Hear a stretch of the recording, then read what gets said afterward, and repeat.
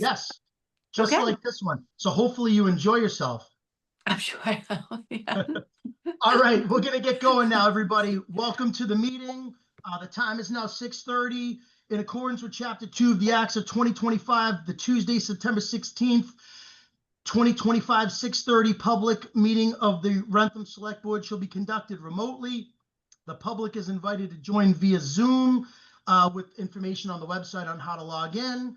As a preliminary matter, this is Select Board Chair Chris Gallo. Please permit me to confirm that all members and persons anticipated on the agenda are present and can hear me. I also will ask that anyone not participating in the direct conversation, please keep yourself muted just to avoid any background noise. It's difficult sometimes via Zoom. Members, when I call your name, please respond in the affirmative. Members, Selectman Jim Anderson. Anderson is here. Selectman Bill Harrington. Harrington here. Selectwoman Michelle Rouse. Gross, yes. And Selectman Roy Lamothe. Lamothe here. Staff, when I call your name, please respond in the affirmative. Town Manager Mike King. Present. Assistant Town Manager Greg Enos. He is not with us tonight. Okay.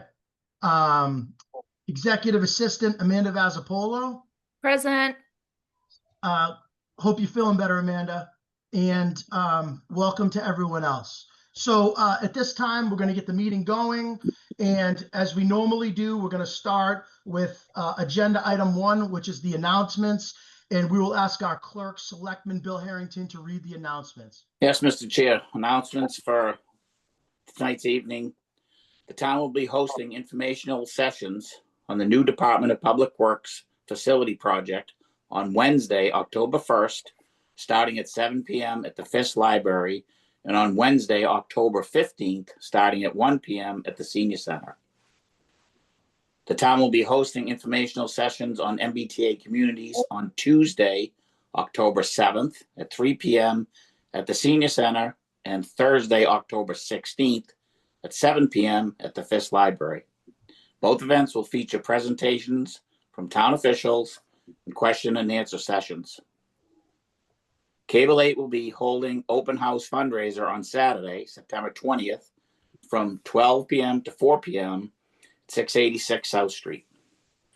An open house and touch a truck event will be held at the Department of Public Works, 360 Taunton Street on Saturday, October 4th from 10 a.m. to 2 p.m. The Department of Public Works will be completed the following roadwork projects: milling and paving on Luke Street, Circle Drive, and Village Way, starting September 22nd through October 6th. Luke Street will be closed during work. Traffic detours will be in place. Delta Mist seal coating on Madison Street on September 18th, Thurston Street on September 19th and the 22nd. Road will remain passable during work, one lane open at a time. Delays may be expected. Wrentham Department Public Works Water Division will be flushing water mains and hydrants. This action will go on for approximately 5 weeks as part of an ongoing preventive maintenance program to improve water quality, starting September 14th, 2025. Customers are advised that a drop in pressure some discoloration of the water may occur while flushing is in progress. If this occurs, you should wait until you're out of the area, then run your cold water for several minutes and it should clear up. Any questions should be directed to the Public Works Department. Wrentham Police and Fire will be hosting a poultry plunge benefiting Special Olympics on Saturday, November 22nd. Plunging begins at 10:30 a.m. Sign up now by visiting our website. Thank you, Mr. Chair. Thank you, Selectman Harrington. Great job as always. Just a couple of additional notes. As we've been promoting and saying, this Cable 8 event on this Saturday, the 20th, I'm one of the people getting in the dunk tank. Feel free to go. Anyone that wants to work out some aggression towards me, and rightfully so, please feel free to go and support the event. Should be a lot of fun, a lot of good stuff going on. These events are all important. The Touch a Truck at the Public Works is very, very important as well. We're trying to show residents the condition of the current DPW, why the town and the board, the building committee, I shouldn't say the board, but the DPW building committee feel that a new facility is really important and timely. Oh yeah, I can't forget this. Selectman Anderson brought this to our attention. The poultry plunge. Somehow, I don't know how Jim did this. He must be a master of negotiation. He somehow figured out a way to have me, Bill, Roy, and Michelle plunge ourselves into cold water, and he was going to stand on the sideline with towel. Selectman Anderson, I don't know how the heck we agreed to this, but So, Mr. Chair, if you don't mind. yes, sir. Yeah, so being a team player, I thought I'd allow you guys the beneficial opportunity to do something not only nice for the community, but also do something healthy for your bodies. I understand that cold plunges are very, very positive, and I want you guys to enjoy that. And I will be there supporting you guys. I'll be handing you your towel as you step out. Thank you, Captain Anderson. And Mr. Chair. Former police chief, but team captain, Jim Anderson. Exactly. And also, Okay. Mr. Chair, what time you are in the dunk tank on Saturday? I got to check with Liz. I think it's around 2:00. Okay. So 0200. Mark your Please let us know. Yeah, I'll confirm, but plan around. Mr. Chair, Yes, sir. how much do we have to donate so Jim can be the first to go? Yeah. We'll take that. That's a great point, Roy. We'll take that offline just because we have, but I like your thinking. So at this time, we're going to move on. This has been a lot of fun, but let's move on to tab number 2, which is the minutes. We're going to approve the minutes of the September 2nd open session meeting minutes. So at this time, the chair would entertain a motion to approve the September 2nd, 2025 open session meeting minutes. So moved. Motion made by Selectman Harrington, second by Selectman Lamoth. Any further discussion? Being none, we'll do a roll call vote. Selectwoman Rouse, Yes. Selectman Anderson, Yes. Selectman Harrington, Harrington, yes. Selectman Lamoth, Lamoth, yes. Gallo, yes. Motion carries 5-0. Let's go to tab number 3. Okay, so it is very customary for us to get updates from our superintendents. Earlier, I think last meeting or I think it was last meeting, we had an update from Alan Cameron regarding back to school for Wrentham. We also wanted to have an update from Dr. Drolet, the superintendent for King Philip, just to touch base with us on back to school, how it went, some initiatives that they're looking to move forward this year, and how the board and the town of Wrentham can be of assistance. So, Dr. Drolet, appreciate you joining us on this lovely Tuesday evening. I'm going to welcome you from the board and the town and then turn the floor over to you so that you can provide us with a back to school update, and then we can touch on some of those other items that you wanted to discuss with the board. Great. Thank you for having me. Can you hear me? Yes, sir, we can. All right. Thank you very much, everyone, for welcoming me. I appreciate it. I'll just start off by sharing that with me tonight is Joe Zahner. Joe is our facilities manager for King Philip. So as I talk about some capital needs or MSBA, Joe's here. Feel free to chime in, Joe. I will share. Thank you for the opportunity. We've had a great start to this 25-26 school year. This is my 3rd year now entering as superintendent, and it's the smoothest in the 3 years that I've been here. And I just want to applaud our custodians, all of our staff, teachers, everyone working hard over the summer to welcome our students. And we're really off to a great start for this school year. Some updates are, every 2 years, the playoff realignment from MIAA. So our football team is now in D3 instead of D2 for playoffs. So we won't have to play CM if we make it to the Super Bowl this year. So anyway, there's some changes there. But other than that, we've had a great start to the school year. And I communicated with Mr. King, town administrator. I wanted to give you an update because last spring, our school committee did vote in favor of our MSBA application for accelerated repair program. And I wanted to give you an update on that as it may be applicable if we were accepted as we move into the spring and subsequent years. So just to reiterate, I had shared through Mr. King a 3-page memo, which I believe he circulated to the board.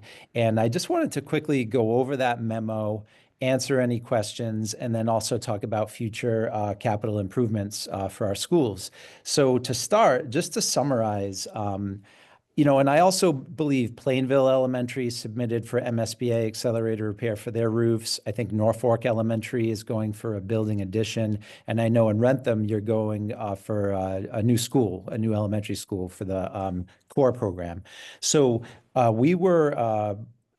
were 96 schools within 46 districts that submitted a statement of interest for the accelerated repair program for 2025.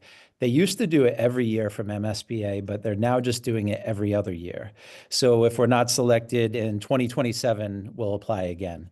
And so 2 of our schools were the 2 out of the 96 that applied, the middle school and the high school. For both schools, we submitted applications for, you can submit for roofs, heat pump conversions, or windows. So we submitted for roofs for both schools and also possibility of heat pump conversions for both schools. Our roofs just are 20 years old, so we meet the threshold where we could apply. And I believe coming up this winter will be the last payment from the bond from the last 20 years ago, KP school renovations. The idea is to prolong the longevity of our existing buildings and to improve the environment of the school. So moving on to page 2 in the memo, I wanted to just say we had a virtual meeting August 5th with MSBA, as they do with all districts who apply in schools. And then August 25th, the MSBA team toured our school facilities. Mr. Zahner showed them around, brought them up on the roofs. They looked at the building systems and took some pictures and did gathered their information. We had already given them everything electronically. So the walkthroughs, they have everything they need from us, and they will select districts to participate for this accelerated repair program, we're told, the second week in October, and then notify districts of their decisions. Their goal is to not just pick the oldest schools, but to, based on the funding they have, to complete as many building projects as possible in the Commonwealth within their funding limits. So we'll find out mid-October if one or both of our schools were selected. If we were selected, we would need to enter a project funding agreement with MSBA to comply with their terms for reimbursement payments. And I don't know if we'll be selected or not. We just qualified now for roofs as they're hitting 20 years old. They did tell Mr. Zahner that our buildings might be well suited for the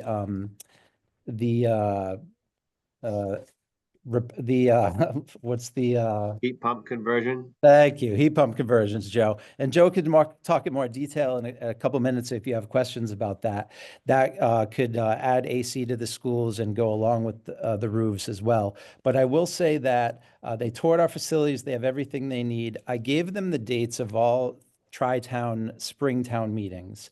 If we were selected, they said that anywhere between October and March or April, they could start the time frame where then we would have 90 days to secure funds necessary for the schematic design.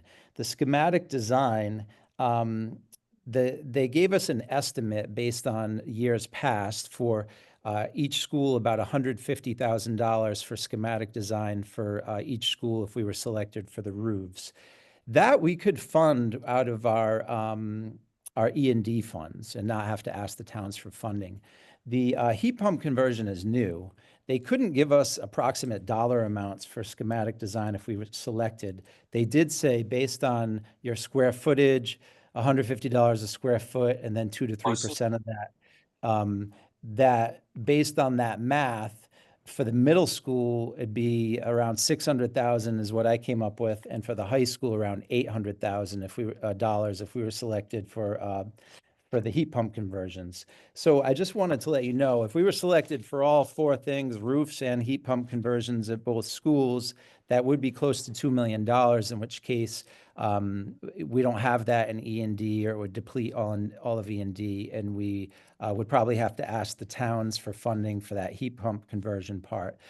Just to let you know how it works, they would reimburse up to $50,000 a month for the schematic design costs over time. They also would assign a commissioning consultant, pay their costs, and then hire OPM and design teams through MSBA. If we were selected and secured funds for schematic design in the spring, we then would have 12 to 14 months to work with the OPM design teams, MSBA consultant, figure out the total cost of everything, and then secure funding. And that would have to come in the form likely of spring 2027 of the towns supporting the funding. We would be eligible for 51.42% reimbursement. So that's why we wouldn't want to pass up the opportunity.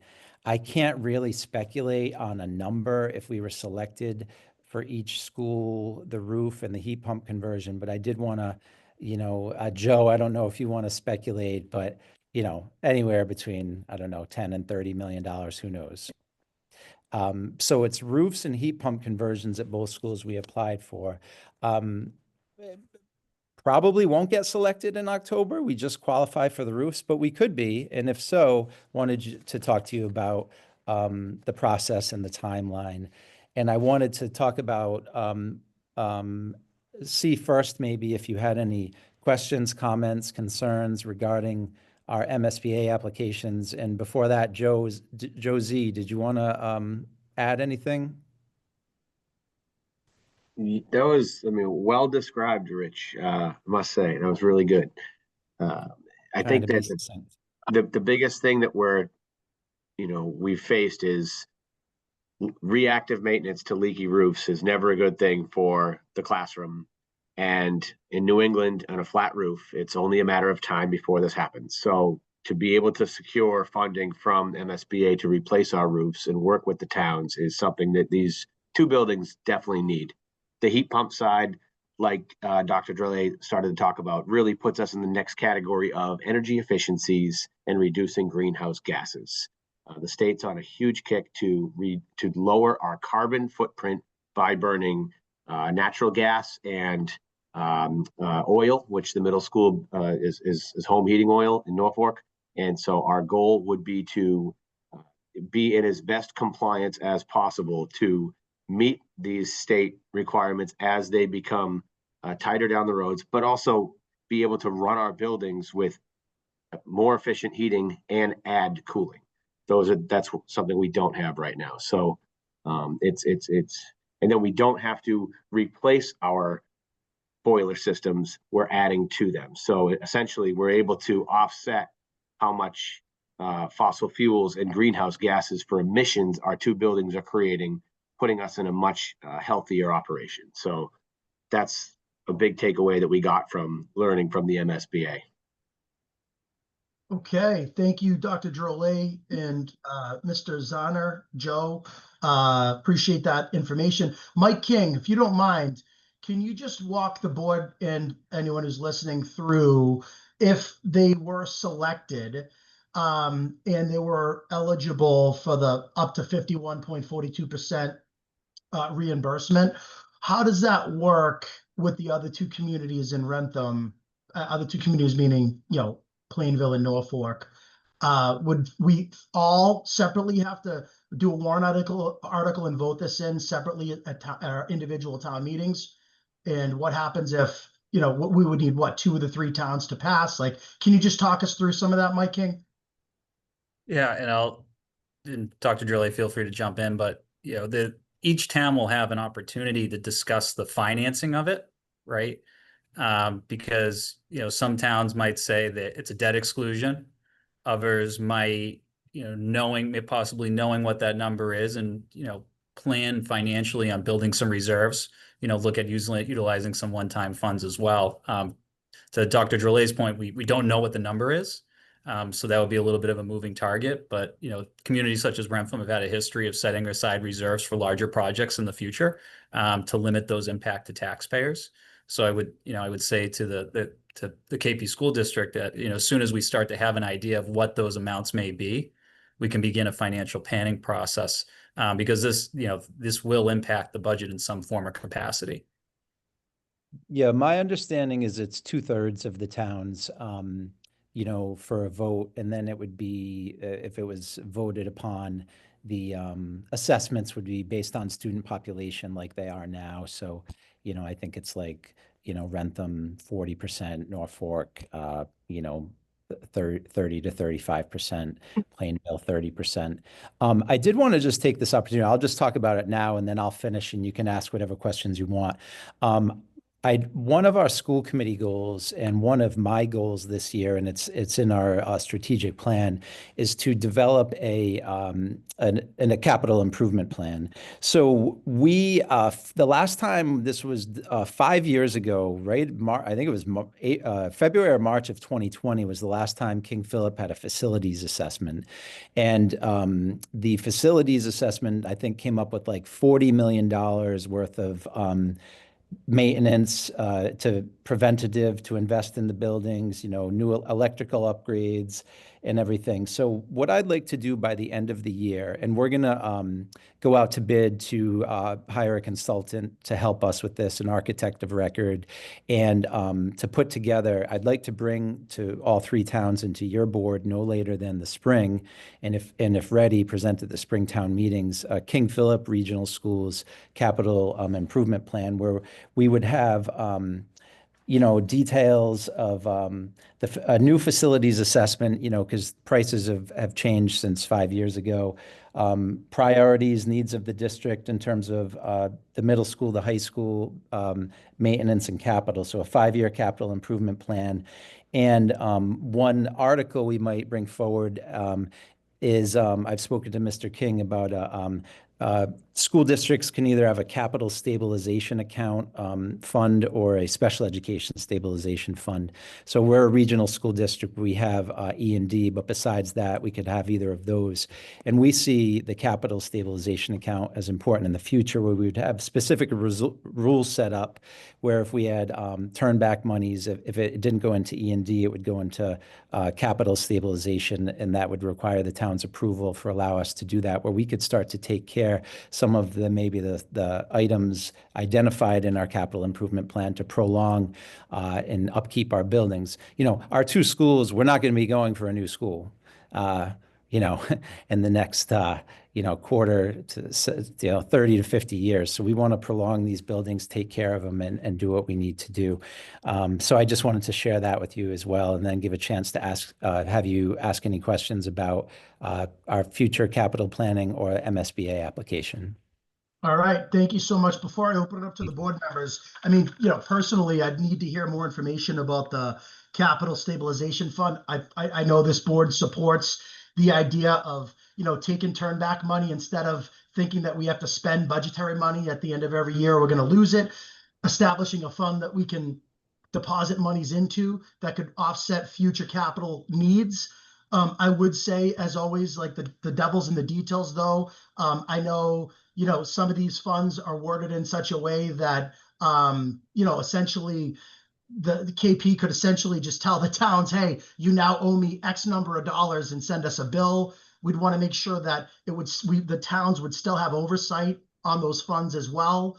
But personally, I love the idea in theory, if constructed correctly, the idea of, turn back monies, or, there is a notion. I think we can all agree that, hey, we got to spend this money this year, we're going to lose it. I'd love to be able to preserve that and then, establish accounts so that we can actually, deplete them as needed when capital expenditures come up.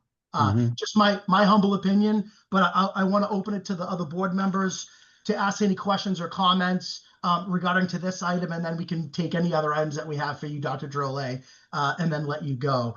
Regarding the capital plan or the MSBA plan, board members, do we have any comments? We'll start with Selectwoman Rouse, ladies first. Any comments for Dr. Drolet regarding the capital? And please call me Rich. Please feel free to call me Rich. Thank you.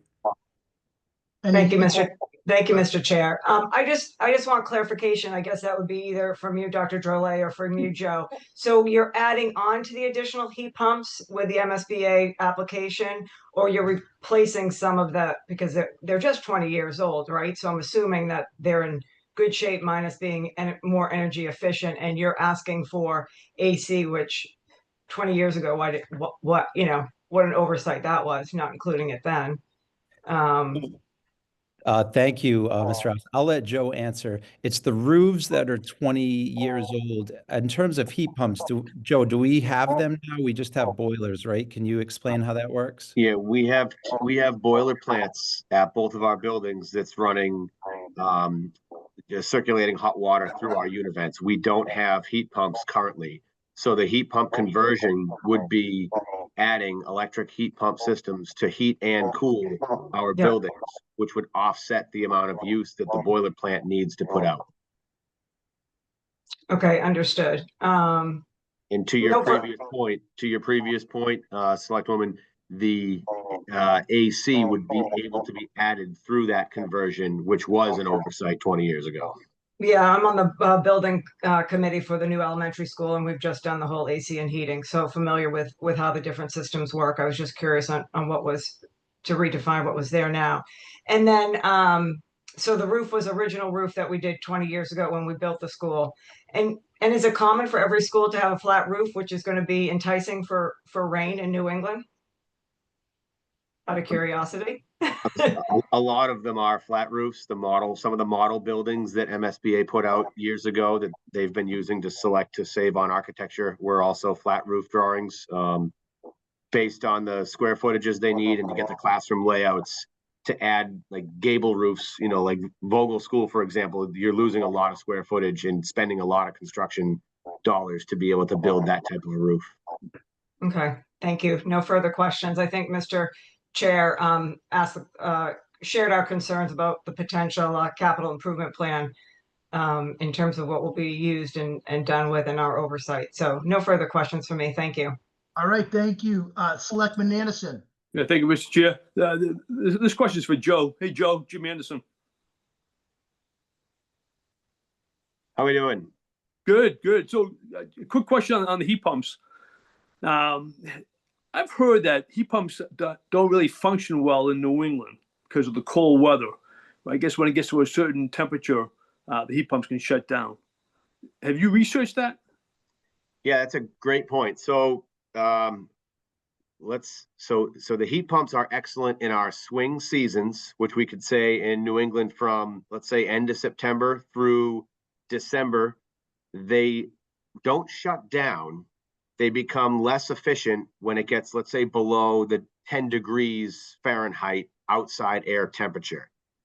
But anywhere from, 40 degrees down to 10 degrees, which could be, October through, if it's a warm winter, January, and then we're dealing with those really low temps for a short amount of time, the heat pumps will allow heating to be run through electric resources in the buildings. And then the heating plants, the gas-fired or the oil-fired boilers will still be as a redundancy heating source to then kick on and work with the heat pumps, right? So we're not getting rid of what we currently have.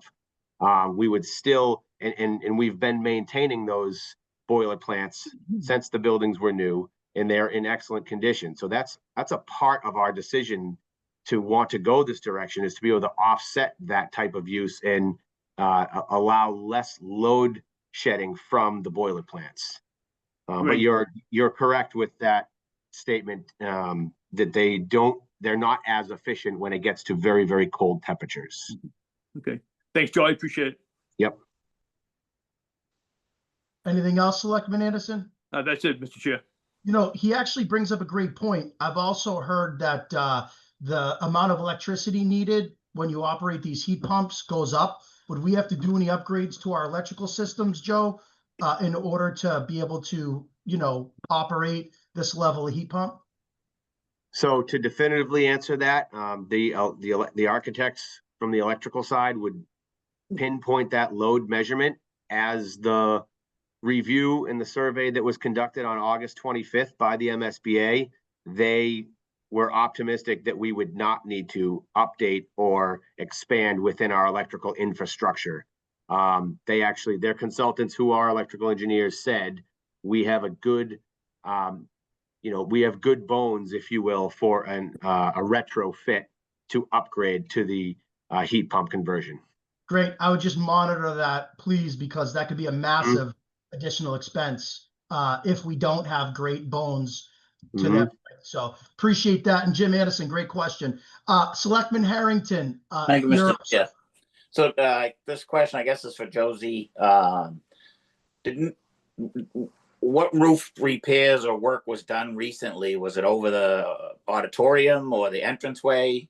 I know that I saw them doing roof work on it, not in the very recent.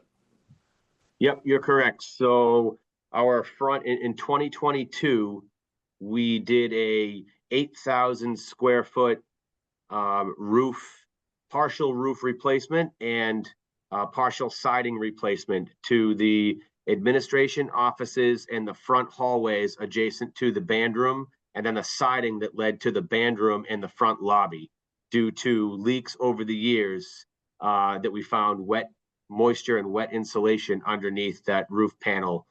And so we were able to secure that funding to put that project together. So the whole roof wouldn't need to be replaced, excluding those sections, or would that be done over also? So that's one. Good question. So our whole roof line at the high school is 190,000 square feet. We've only done 8,000 square feet. So we have a large percentage of the roof. And what we've done was performed an infrared scan, which picks up wet insulation or moisture pockets under the membrane. And that scan showed us that a large percentage of our roof has pockets of moisture under the membrane. And whereas we would be looking at multiple repairs in the whole layout, and it wouldn't come up to code to meet the insulation requirements to help us retain the heat or cooling that we're also trying to add, right? So that was part of that cost divide of, if we did repairs to fix the wet spots, we still would be at a 2006 level of insulation. Yeah, you don't want to be covering wet insulation. That does nothing but breed mold. So exactly. So that's why we're looking for the roof replacements to be, and then additionally to be able to bring ourselves up to an R value to run the buildings more efficiently within today's insulation code. Okay, great. Thank you. Any further questions, Selectman Harrington? No, thank you. Okay, Selectman Lamoth, you're up. Rich, when you do that capital plan, I assume it's not only based on the long list of things you'll find and need, but will you also be able to do that in terms of the priority of need and then what the phased cost of that need might be for all of us? Absolutely. Yeah. So we would hire a company to help get correct pricing and to come out and to do, I believe it's called a facilities assessment. And then based on everything they find, we would prioritize. And, if it's $40 million over 10 years, that's $4 million a year, but it would be depending on, we would prioritize things. So obviously you're not going to be able to take care of everything, but that is part of the process. We would prioritize the needs of the two buildings and the grounds, and then, come up with a plan, share that with the towns. Mr. Gallo said what he said to, I just want to say communication's key. So I'll communicate throughout the process. We would never do a significant capital project without communicating with the towns. And so that's going to come forward. And even if we're not selected for accelerated repair, we'll apply again in 2 years, and we'll come up with a capital improvement plan and stay in communication throughout the process. That's perfect. And I'd just say that the additional discussions that we had, particularly about infrared and the moisture underneath and the impact on insulation, those are key selling points to any town. And you got to catch it before it goes south. Thank you. Appreciate it. Thank you. No, that's great. And listen, while we have you here, Dr. Drolet, I also want to ask you a couple follow-up questions just relating to, we just come off of a 9/11 memorial service at Town Hall, and I sit there at the memorial service with our police and firefighters and our select board, and a question often comes up, what does KP do to memorialize 9/11? What does Dr. Cameron and the elementary schools do to memorialize 9/11 and some of these other very important days like Veterans Day and Memorial Day? So we're just kind of taking a poll. The board always says, geez, we'd love to see some kind of combined events at some point and be able to take a part in those. So I just want to ask you, like, what do you guys do at KP Middle and High for 9/11 Veterans and Memorial Day? That's the first part of the question. And then the second part of the question is, what's the appetite to do something regionalized with, our board, if not the other two towns' boards as well? Mm-hmm. Yeah, I mean, Veterans and Memorial Day, I'd have to look into a little bit more. Those obviously are no school days. I do believe Memorial Day, our marching band and our band participate in the town of Norfolk's parade and maybe Wrentham too. I'll have to double check on that. In terms of 9/11, I think they do. okay. In terms of 9/11, I actually went to high school with Sean Nassani. He and his fiance were in one of the planes. I grew up with him in Pawtucket, but I think that our middle school does reads aloud a moment of silence. Our high school has student-led student ambassadors, Project 351 ambassadors, at I believe it's 8:46 a.m. They read a paragraph. All of our students weren't alive at the time and they don't know of this historical event. So we do that. And I'd be happy in the future, with the town of Wrentham or talking to Town Administrator King to host a 9/11 remembrance event on our school grounds or our football field, to commemorate and to maybe do something more than we currently do now or partner with the Tri-Town. So it's something I'd be happy to talk further about and plan for next year as well. I appreciate that. I was actually in Manhattan on 9/11, so I too have some very vivid memories of that day, which my board members will attest. I'm very passionate about. And I agree with you. Some of the firefighters that were standing, shoulder to shoulder with us at the memorial in front of Town Hall weren't even alive in 2001. I just think it's such an important day. And I would love to see that. I'm happy to hear you say that because I think I would support. I don't want to speak for the other board members. I'll open it up for any follow-up questions or comments. But I know that didn't someone send me an article about the town of North Attleboro? Is it North Attleboro High School board members, Selectwoman Rouse? It was Attleboro brings their high school and middle school together and does a 9/11 ceremony, which I thought was very impactful. Like you've said, a lot of these students obviously weren't born then, and it is an important time in our American history that should be taught and needs to be taught so they remember and understand it. Yeah, okay. No, I'm with you. Board members, I don't want to speak for you. Any other board members have any comments on that? Would you be interested? Would you be willing to participate if possible, if we were able to do some kind of a collaborative event? Absolutely. Absolutely. Yeah, absolutely. Okay. I mean, especially next year, 25th anniversary. It'd be very meaningful. Agreed. I appreciate that collaboration in advance, Dr. Drolet. Anybody else have any other items while we have our superintendent with us this evening? We all obviously want you to know that you have a board of Wrentham residents here that care about King Philip. We love the schools. We love everything that we can do to support and partner with you on. We try to be good partners. So it's just, we appreciate the relationship. We want to continue to foster the communication and develop it further. But I do want to give the opportunity, anyone that wants to share anything or bring anything else up. Do we have I do, Mr. Chair, if you don't mind. Go right ahead.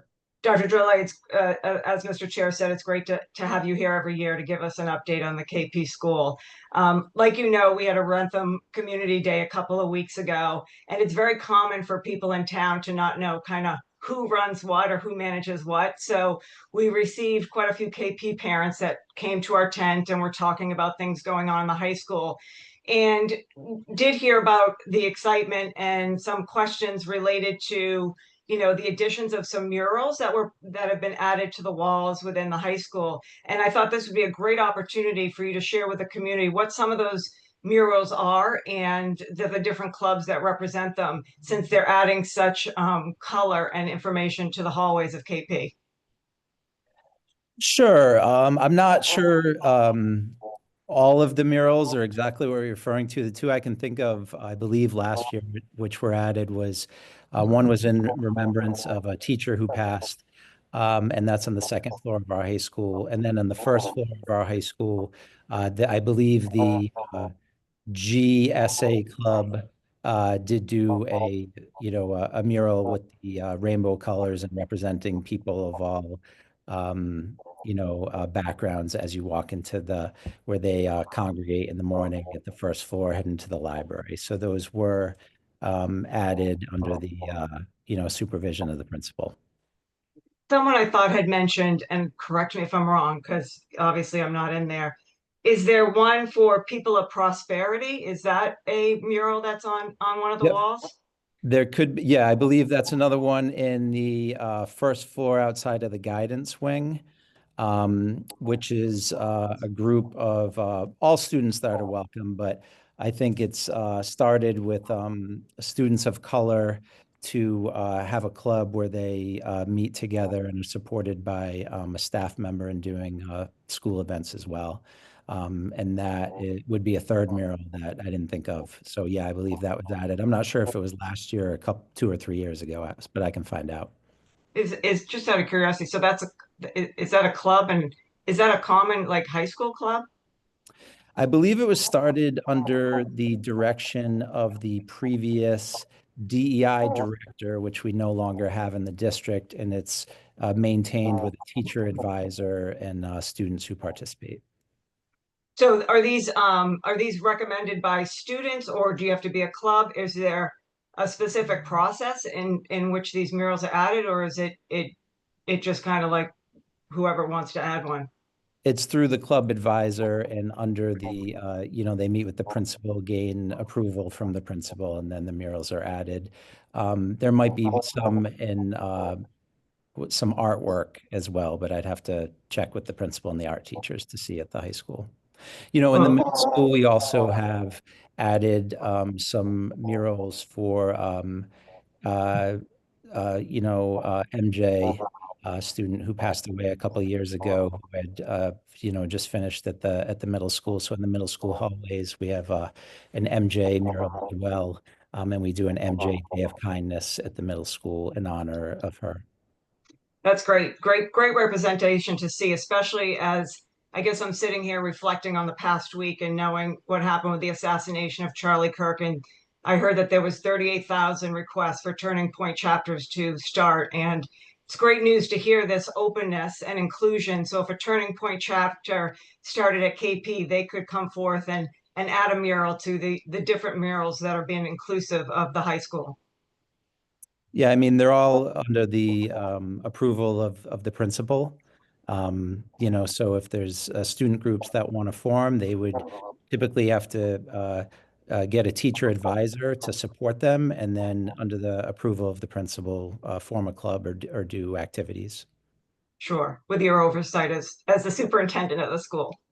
Yeah, I mean, sometimes things, it's building-based management. So to be honest with you, there have been things like murals that have been done without, my knowledge or approval, but I think it's all in good spirit. And then there's, I meet with the principal and discuss all the happenings at the school on a biweekly basis, if not weekly basis. So, yeah.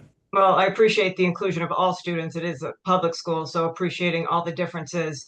And if we're going to put one up, it's great to be able to put all sorts of different charters and clubs that want a representation at the high school. So thank you for your time and sharing that information with the community. I know that was something that had come up at Wrentham Day. Of course, yeah, I think there's at least 30 or so clubs at the high school. So I could, find out all of them and get more information if needed. Thank you. Mike, can I just add, I'm not aware of all the murals, and I didn't know that whatever murals are there, I think that's great. But I think we need to be very careful too, Mike. Is there, someone sent me an article about an executive order with the current administration, something about funding for schools, based on like if you're promoting certain things that could be considered indoctrination or something like that. I'm not saying we're doing that, but I'm just want to be very careful that we don't dip our toes in and put the district in jeopardy of funding. Mike, have you heard anything about an executive order from the current administration? Yes, there is currently a presidential executive order that is currently subject to litigation that orders federal funding termination for schools that promote or teach DEI. Okay. I just want to be very careful that I'm not saying we're doing that or promoting that, but I'd hate to have someone come at us and try to take funds away from us, Dr. Drolet, if they thought we were, infringing on that. Sure. Yeah, I think the GSA groups are mandated in high schools in Massachusetts as well. I could check into that, but it's meant to provide a safe space for all different students. Got it. Yep. Okay. Anyone else have any comments for our superintendent, Dr. Drolet? No. No. Being none, like I said before, Rich, you said we could call you Rich, so I'm going to call you Rich. Please. Thank you so much for your time. Thank you for Joe's time. This board's committed to, just having the best possible education for the Tri-Town community. Appreciate all your hard efforts. Appreciate the teachers, the staff. Please let them know how much this board appreciates them. And let's have some great football, baseball, soccer seasons this year. All the other sports that KP tends to dominate. So it's a lot of fun to watch. And I'm a big KP sports fan, so looking forward to it. And thank you for welcoming me. I will come back. I'll go through Town Administrator Mr. King. If we were to be selected mid-October for any MSBA projects, I'll talk to him right away, and I'd be happy to come back to speak to you about next steps. If not, I'll still be in communication on the future capital improvement plan. And I want to thank you for your support. I'm privileged to be superintendent of KP. It's a great district, and part of that is support of families and community and boards such as yourself. So thank you very much. Thanks, Rich. Have a great night. Thank you. Thank you. You too. All right, moving right along. We got a packed agenda here. We're going to go to tab number 4. This is the election worker appointment. So this is an item that we do every year. It's a list of all the election workers and deputy wardens. It's in our packet on page 13, a list of all the names. And essentially what we're doing is we're just making a motion to appoint the list of election workers and wardens. So at this time, the chair would entertain a motion to appoint the list of election workers and wardens provided by the town clerk and Fisk for terms effective immediately and expiring. And you know what? Let me hold on a second. I see that Ann Fisk is on the call, and I'd be remiss before I called for the motion. Hi, Ann. To see if you had anything to add before I rushed into the motion and vote. No, that's fine. We have a strong pool of workers and we're happy to reappoint them for the next year, cover town meetings and elections. Great, and thank you for all your hard work. You're doing a great job. So keep up the good work. So I'll go back to my motion. At this time, the chair will entertain a motion to appoint the list of election workers and wardens provided by the town clerk and Fisk for terms effective immediately and expiring June 30th, 2026. So moved. Second.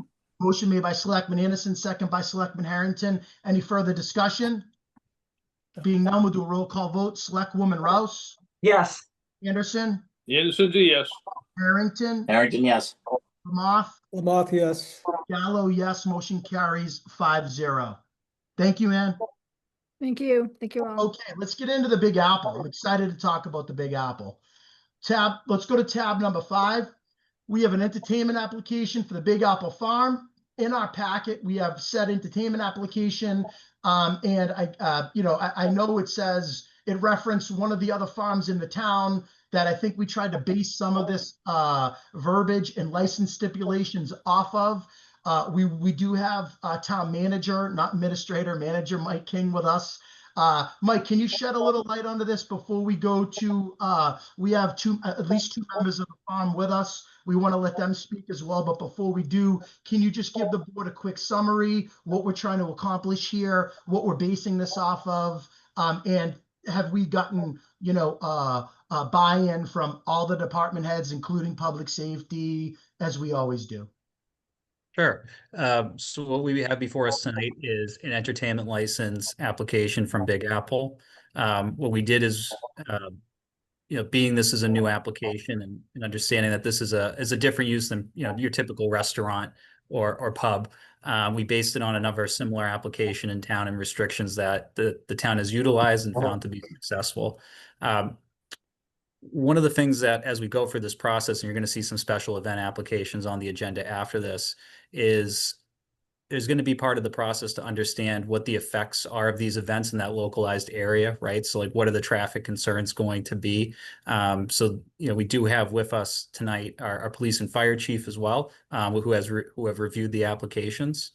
In terms of, what are those police details going to need to look like in the future? I know with the White Barn Farm, there was a process where, as the events rolled out, there was a determination on when police details would or would not be needed in those amounts. And I expect a similar process to play out with White Barn Farm as well.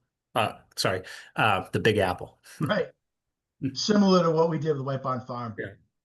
It was trial and error, to your point, Mike. We put stuff in there. We put days that I think you're mirroring, Sunday through Saturday, 9 a.m. to 8 p.m. Those are all things that are kind of mirrored, right, with the White Barn Entertainment application, if I'm not mistaken. That is correct. Okay. So I think what we should do at this point is, I know we have two members, if I'm not mistaken. Do we have two or more? I see Rebecca, and then I know you told me your name at the beginning, but now it's coming up DMPG13RPV16, and I know that's not your name. Yeah, you. Unmute though. You gotta unmute yourself. Cynthia.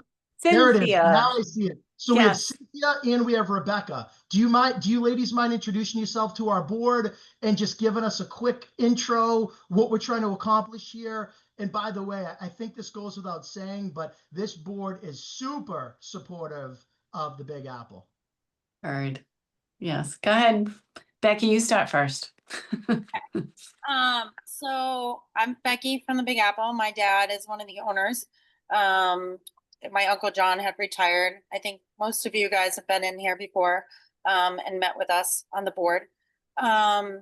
So the music license we're looking for usually depends, like Friday, Saturday, Sunday, just acoustic for right now. We understand kind of the constraints on parking and stuff like that because our main parking area is across the street. So we're just kind of looking to get into it, to ease into it, to see, what kind of crowd it brings and stuff like that. Obviously we have something else coming in, a bigger crowd of people, then we're obviously going to have a police detail or something going on in that road crossing. So, but that's me. So my cousin Nathaniel's here too.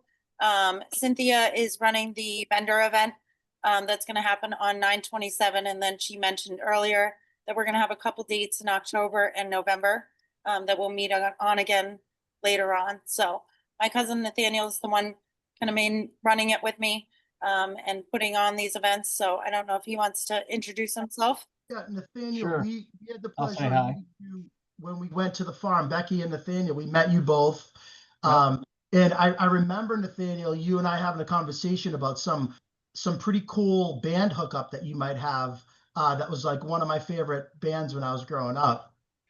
Yeah, I am somewhat connected in the music industry, having been in bands myself and played out.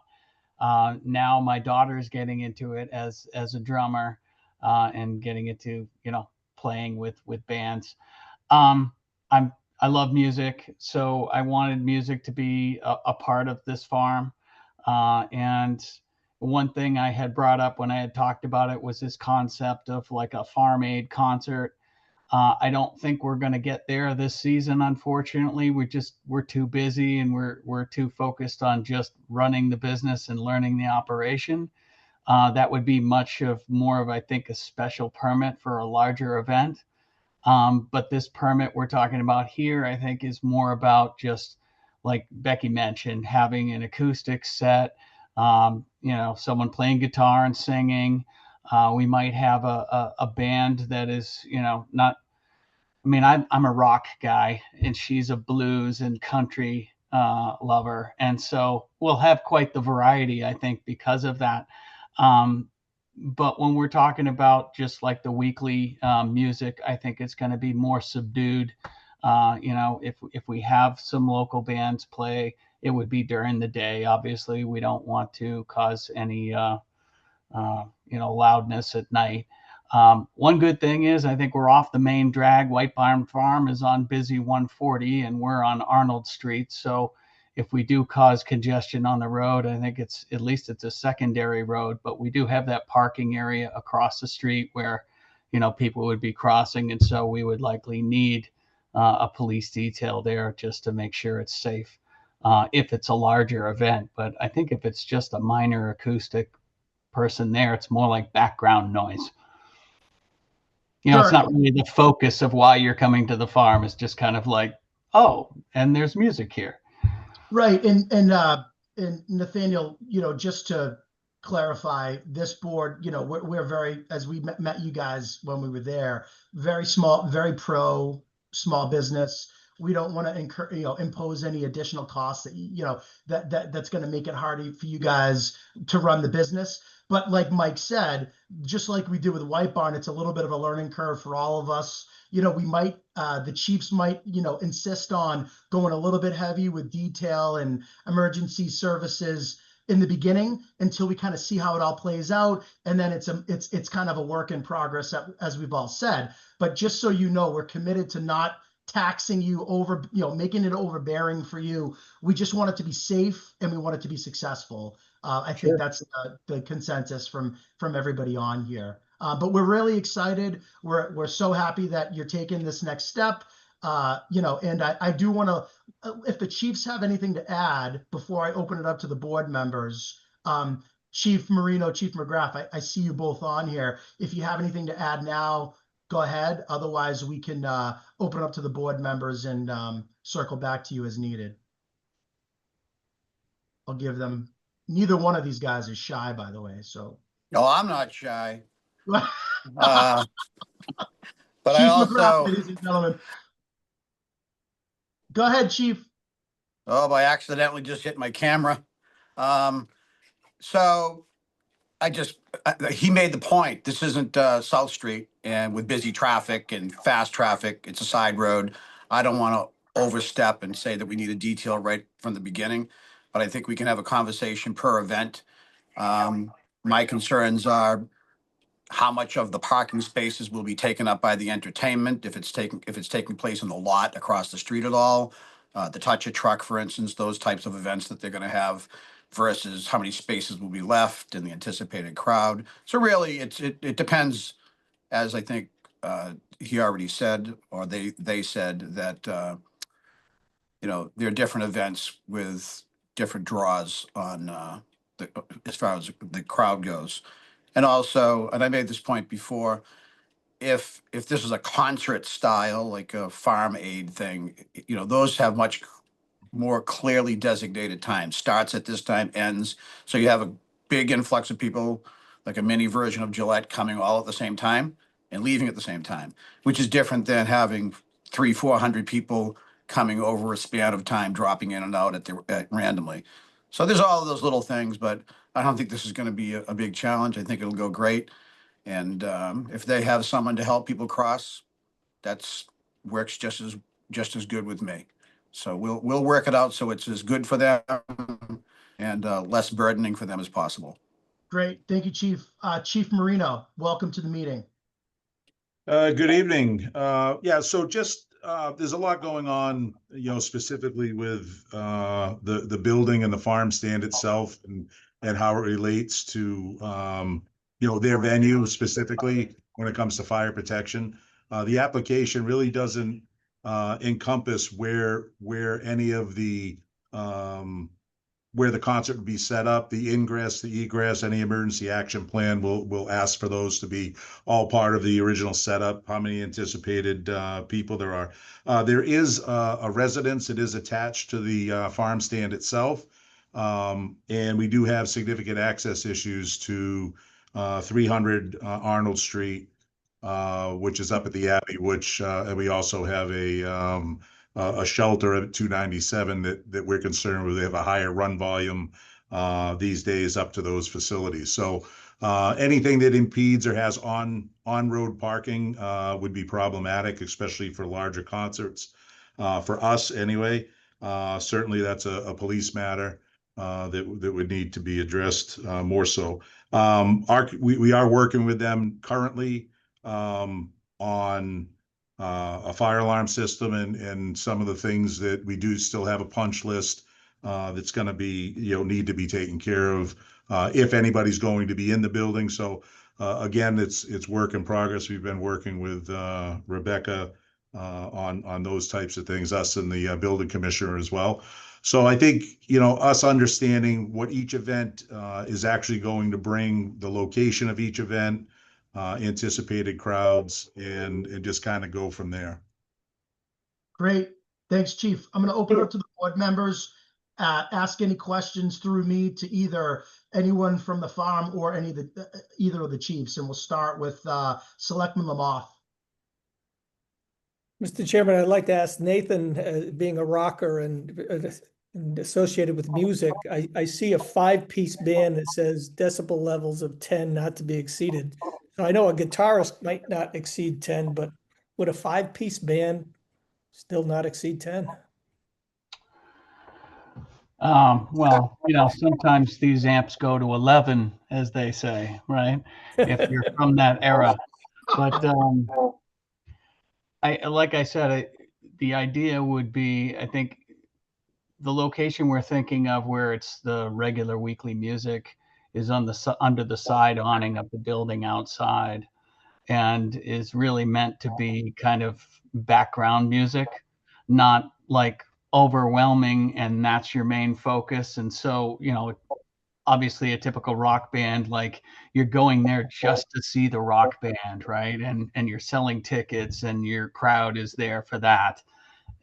That's not what this is. I think this is more of a like a blues jam or a country singer or a solo artist that is kind of more subdued in the background. But there will be those events. I think we may have less frequent, but we may have a local band come in. My daughter's in a rock band. She loves it, and I would love to see her up there and expose her music to the world. And they play as loud as the drum set is, so the drum set is not mic'd up. But the guitarist has to turn up his volume to equal the loudness of the drum set. And so if it's outside, the sound does dissipate, and it would, dissipate in a certain direction. I think it would be pointing actually to the south at this point. I'm not concerned about, disturbing the neighbors out where you are. I'm just wondering, from a decibel level, what would that rock band be running at if, if you scream, if everything's screaming, what would that be? 15, 20? Just so I get a sense of difference. That's a good question. I guess what would you consider a normal rock band to be at for a decibel level? Is that a 10? I don't know. I'm asking you. I'm saying, well, what is a normal guitarist? Is it 3, 4, 5? And a rock band is 20? I don't know. Can I get some examples of decibel levels, I guess? Because I don't know. Well, Guys, 80 is considered a hearing impairment. So and that's machinery. So hold on a second. Yep. Hold on a second. Let me just interject. We're not talking about we're not talking about having Extreme come and do a rock concert right now. We're talking about the entertainment license, right, for the background music. I think those are questions that we can answer via the special permits Mike King, is that an accurate statement? We can proceed with the general understanding of what the entertainment license is going to be. And then when you have someone like, and I keep mentioning Extreme, can you tell I like them, come to the farm, we would then be able to talk about decibel levels and hours and all that other stuff on a special. That would be the special event type concert for sure. Yeah. Mike King, is that a fair assessment? Yes, I agree, Mr. Chair. Okay, so Roy, do you have any other questions relating to, No, I'm fine. not decibel related, relating to the event No, permit? thank you. I'm fine. All right, Selectman Harrington. Thanks, Mr. Chair. So as I read it, are they looking for every Thursday to Friday through September and October? Also weekends? What I don't understand what they're asking for. It's not really clear of the days and hours of the entertainment. Is the license a permanent thing year round? My understanding is yes, similar to the entertainment license for White Barn Farm. It's a year-round license with general hours of operation, Sunday through Saturday. So 7 days of the week, 9 a.m. to 8 p.m. Mike King, is that a fair statement? Yeah, That's not what this says. Yeah, I don't think we're looking to have music there every day of the week. It's really primarily on the weekends as, some background music, entertainment for the folks that are there. And we've got families, grandmas and Right, I small understand. children, and we don't want to blow them off the lawn. Yep, I'm familiar with it. I've been there frequented quite often, but I also understand where you're located. There's a lot of residential, and it's one thing with White Barn Farm. They're a noisy, busy street, and it gets deadened by the amount of traffic and volume go by. If you're having a band, even sitting nice and quiet and having a little fire or something along the line, that noise is going to travel, and you've got homes in close proximity, and I don't want to disturb the neighbors and have them have a problem. And then when you do go to try and get a special permit for something louder, to have it turn into a problem. That's my thing. Sure. My intent would be, Friday, Saturday, maybe end at 8 o'clock if we have something, maybe 5 to 8 if we have something, just an acoustic person. So Saturday, starting maybe 10, 11 a.m. because people don't really kind of get here and they're not kind of into it till 11 a.m. and by 8 p.m. At the latest, and just having an acoustic person there.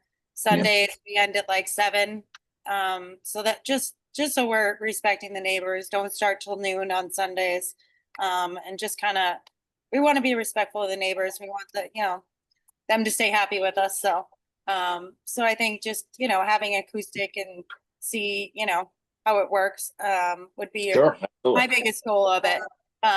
Maybe have them have an electric microphone, but nothing super loud.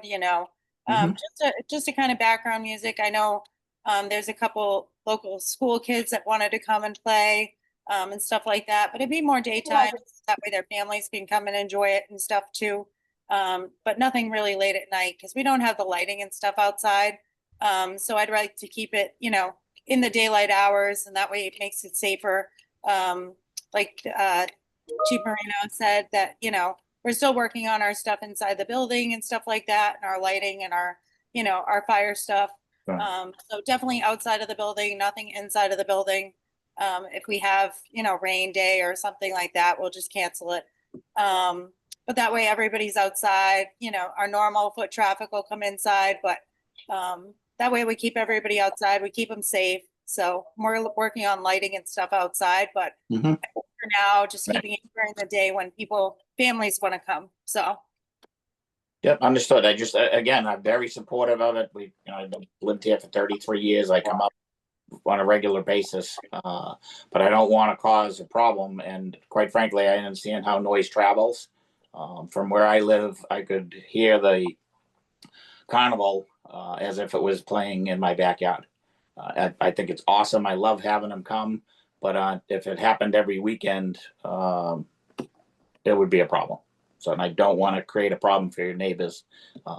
And some of them are very close. I would say in comparison to our apple sprayer, the apple sprayer is louder. And that sometimes How often do you goes out use the later. apples? Do you use the apple sprayer every day? Till 8? It can be weekly. No, it's definitely not daily, but it's Correct. it's weekly when it's busy spraying. But in comparison, decibel wise, I'd say sprayer is louder. I understand. Guys, just a housekeeping thing. Make sure to direct all the questions through me to maintain some order here. We're not running a circus, as you said. So listen, the point of this is to have a conversation. The farm's trying to, do stuff entertainment license wise to have some background music. They're not looking to have Lollapalooza. If they do, they're going to have special permits. I think this is like a kid strumming a guitar. It's not till midnight. It's till 8 o'clock. I believe, and King, you can correct me. The reason that the verbiage is drafted that way is so that it's just general terms, so they don't have to come to us every time they, say they want to do an event on a Wednesday night, and we only allow them to do events per their entertainment license Thursday, Friday, and Saturday. Then they'd have to come before the board every time they wanted to do something like that, to have someone come strum an acoustic guitar for an hour. I think that's ridiculous. So I think that's what we're trying to figure out here, right, Mike? We're trying to just get the balance, give them some flexibility, but at the same time respect the neighbors and try to do the right thing. Yeah. The idea is to provide some standardized hours, right? So to just kind of create that range of what would be allowable.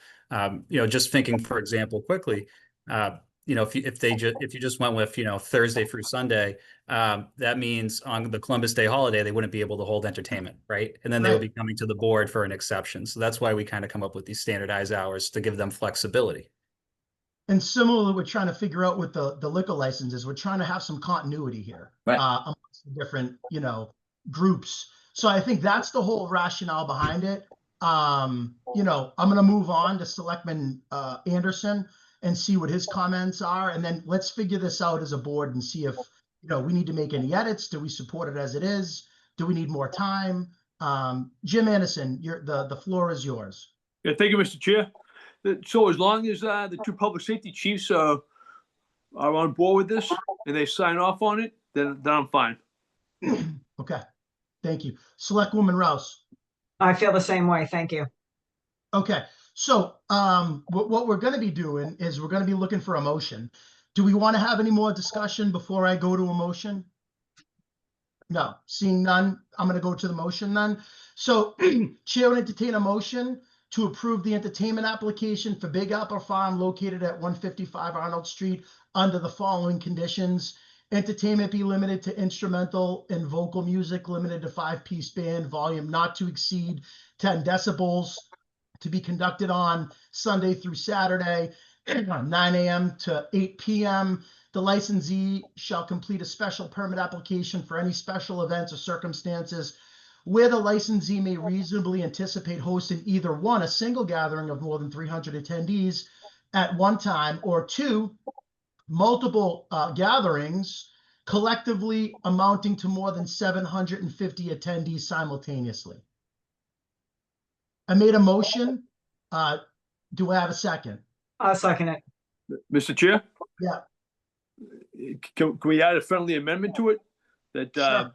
that they have to get sign off from both public safety chiefs? Well, I think for the specific events, they're going to need sign off from the public safety chiefs. But as part of this license, the reason we're doing this is so that they don't have to get sign off from the public safety chiefs every time they want to do an event like this as part of the entertainment license. Okay. So I think, and I understand your perspective, I think it would be pointless for us to grant them an entertainment license and then for them have to come back every time they want to do, music for an hour on a Thursday night. I just want to make sure that the concerns of the public safety chiefs are met, that's all. So I think, Jim, the way that we're handling that is the chiefs are going to participate actively in, these events, whether they, have a detailed, Tony and Bill can tell them in the beginning, when you do your first one of these events, You got to notify us, and we're going to send, a detail and whatever Tony wants to put down there. We're going to see how it goes, monitor it. And that's the whole notion of this work in progress, to get a feel for how these general events with this general entertainment license will go. Please feel free to correct me, Mike King or the Chiefs, if I'm speaking out of school. Yeah, so part of this entertainment license again is to just create general parameters for when they want to have these, acoustic evenings, for example. But when we're talking about these larger events, they're going to do a special event application, which will be reviewed by public safety as part of the process. And we'll go before the board as well for the board to ask questions about it, and give their approval. Right. So to my point, on the general, normal day-to-day operations, someone stringing a guitar acoustically, we don't need public safety approval for that. For an event like, my favorite band that sings more than words to go down there and do a massive event, of course, that would follow the normal protocol, which would be a special permit through us that would be approved by the chiefs. Okay. Jim, let me know if that satisfies your concern. Yep, thank you. Okay, so again, I made a motion. Can I have a sec? Oh, go ahead, Chief Marino wants to add. Yeah, Mr. Chair. So in this particular case, I'll ask for a restriction to be placed on the license to include no inside entertainment on any of the premise. And the reason for that is quite clear. Their property is not designed to do that. And that's very similar to White Barn Farm with their greenhouse. So the public safety needs to be addressed in this platform. The rest of the stuff is secondary. I agree 100%. I think that's a great idea. Does any of the board members have any issue with us adding that? No. Yeah. So I will reread the motion and add the friendly amendment, and let's see if we have a motion move in a second. So Chair would entertain a motion to approve the entertainment application for the Big Apple Farm located at 155 Arnold Street under the following conditions. Entertainment to be limited to instrumental vocal music, limited to 5-piece band, volume not to exceed 10 decibels, to be conducted on Sunday through Saturday, 9 a.m. to 8 p.m. The licensee shall complete a special permit application for any special events or circumstances whereby the licensee may reasonably anticipate hosting a single gathering of more than 300 attendees at one time, or 2, multiple gatherings collectively amounting to more than 750 attendees simultaneously. And we want to add a amendment that says no inside entertainment under any circumstances. So moved. Motion made by Selectman Anderson. Is there a second? I'll second. Second made by Selectwoman Rouse. Any further discussion? Being none, we'll do a roll call vote. Selectwoman Rouse? Yes. Selectman Anderson? Anderson, yes. Selectman Harrington? Harrington, yes. Selectman Lamoth? Lamoth, yes. Gallo, yes. Motion carries 5-0. Congratulations. Now, let's go to tab 6, which is exactly what we just said, a special event permit application. So this falls outside of the normal entertainment license that we just voted in. So we have before us a special permit application, Big Apple vendor market event. I believe you said that Cynthia was running this. So can Cynthia give us a quick rundown of what this event entails? Okay, so the vendor event includes 45 vendors that will set up between 7 and 8:30 in the morning. They will park their cars not in the parking lot. Becky's giving us a spot in the orchard for the vendors to park. The vendor event will go from 9 to 1, and then they'll break down and everyone will go home. I'm not sure what else you need to know. No, I think that's great. Okay. We have the application here. How many people are we expecting? So historically, we bring in about 300. Okay, 300 people. And we have the chiefs on, and they just gave us their opinions. Specifically to this event, Chief Marino, because it's the first one of these special events, have you worked out with them your expectations for this particular special event, Chief? We haven't got all the final information. We're not sure if there's going to be food trucks.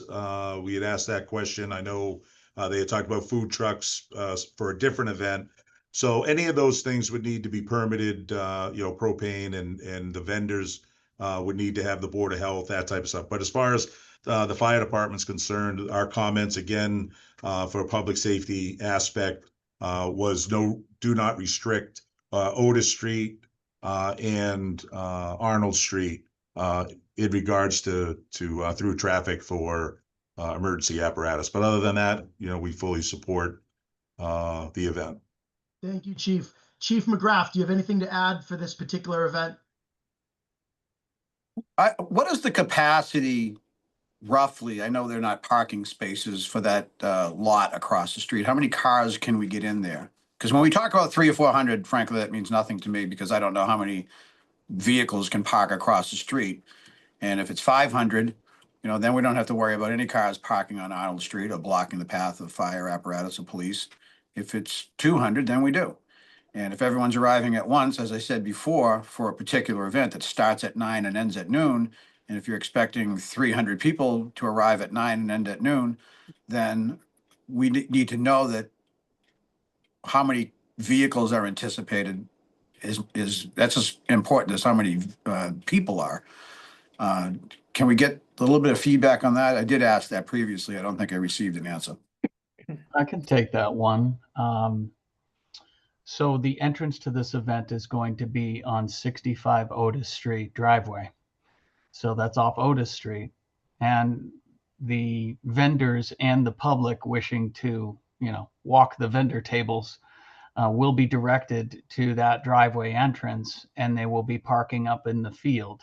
So there is a field across where we usually have pick your own apples, and people park there to pick apples. I want to interrupt. Okay. You're thinking of the truck show. So the vendor fair is going to be down in our Blueberries area. Oh, it is. Okay, my mistake. I was thinking of that street. show. You're right. The parking across the street fits approximately 100 cars. We also have room on the same side of the road that we're going to open up behind the Blueberry area. There is a little lot over there where we can fit another 50 cars. So we're going to have, room to fit everybody, and we'll make sure that we have people out there directing traffic, in front of the stand so that there's no blockage there, and also that there's no issue with people walking across the street or vehicles getting through for safety vehicles. If we need to have a police detail, let us know. But we're going to have people out there invest, kind of not helping people across the street, but making sure they get across there safely, because there are a lot of people that come across or come up Arnold Street that go pretty fast and they don't know what's going around that corner. So we just kind of want everybody to be safe getting across the road. But we will make sure that, everybody is off the road and not interfering with anything. There's also going to be apple picking that weekend. So some of the cars, there's not going to be 300 cars just there. Like we said, there's going to be the vendors that are parked in the orchard. And then we have the pick your own people we don't have hay rides this year, so they're driving up to pick your own. So it won't be 300 people just at 9 a.m. They'll be spread out, and we'll make sure that we get them, organized properly. All that really matters is that those streets don't have on-street parking, Otis or Arnold, for any of these events, because Otis just simply isn't wide enough, and neither is Arnold, to have a car on the street. So as long as we manage that, and we can do that with your volunteers, or if you think you need a police detail, or if I think you need a detail, we'll collaborate on that and make it a success. Great. Okay, thank you. Board members, open it up to you, starting with Michelle Rouse. Any questions, comments? No questions, thank you. Selectman Anderson? No further questions, Mr. Chair. Selectman Harrington? Nothing at this time, Mr. Chair. Selectman Lamoth? No, I'm good, thank you. No questions for me either. So per the motion, it specifies that obviously per Chief Marino, for his comment, they got to be in good standing with all the departments of inspections, fire, police, board of health, et cetera, just like all of these permits. So at this time, if there's no further discussion, Chair would entertain a motion to approve the special event permit application for the Big Apple Farm located at 155 Arnold Street for the Big Apple Vendor Market on Saturday, September 7th, 2025, from 9 a.m. to 2 p.m., pending good standing with all the necessary departments of inspections, fire, police, and Board of Health. So moved. Motion made by Selectman Anderson. Is there a second? Second. Second by Selectwoman Rouse. Any further discussion? Being none, Selectwoman Rouse, Yes. Anderson, Anderson's a yes. Selectman Harrington, Harrington, yes. Selectman Lamothe, Lamothe, yes. Gallo, yes. Motion carries 5-0. Congratulations. Now let's quickly go to the next one, which is the tab 7, the Big Apple Farm Big Apple Truck Show. We have the application in our packet. Could someone from the farm run point and give us a rundown of this event, please? So I'll take point on this one because I've been meeting with the truck show people that have done it in the past. So the truck show, I know that we had issues in the past. We've done this. This is our 5th year now. So we have had issues in the past with traffic down at the bottom of Arnold Street and West Street. So we are looking to get 2 to 3 police details, one for that area down there, because I know we have trucks coming up from Rhode Island and we have trucks coming through the center of town, and it gets really blocked up there. And that's been a point of contention from both police and fire in the past. So we will have hire a police detail to be down there. Also at the parking lot down by the stand, the trucks are mainly the trucks are all going to be up in the orchard entering at 65 Otis Street.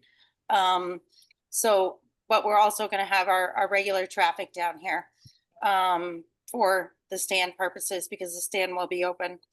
But we're looking to have a police detail down here or at the bottom of 65 Otis, because that's also kind of a blockage down there where the trucks are trying to pull in. We're going to bring the trucks in so that there's no stopping there. They're going to have to go right up and park in their spots so that there isn't a delay there, because I know that that's been a big thing where emergency vehicles couldn't get through or something like that. So those 3 spots are kind of our hot spots and we know about them. So we're trying to get everybody moved in. But I don't know if anybody else has any questions. I don't know if anybody's been to the truck show before, so. So I haven't been to the truck show. What kind of trucks are there and how many? So there are dump trucks, there's 18-wheelers, but they don't bring their trailers with them. There's tractors that come in. There's fancy older trucks that come in. So it's kind of a wide variety. We have concrete trucks that come in. Plainville SWAT asked if they could be here. Bellingham Police Department asked if they could come. So we're getting kind of a wide variety of stuff. We'd love for, to have Wrentham there. I don't know. I know there's another event in town that day. Marcus Vaughn had said something about something in the center of town that day. So I don't know if Wrentham can make it and we can have, some of the town trucks there, which would be kind of nice, but. Mike, am I a horrible person for not knowing what's on that day? We haven't received an official announcement, but I believe it's his pump when they do the pump when Marcus organizes the pumpkins. The pumpkin It's his event.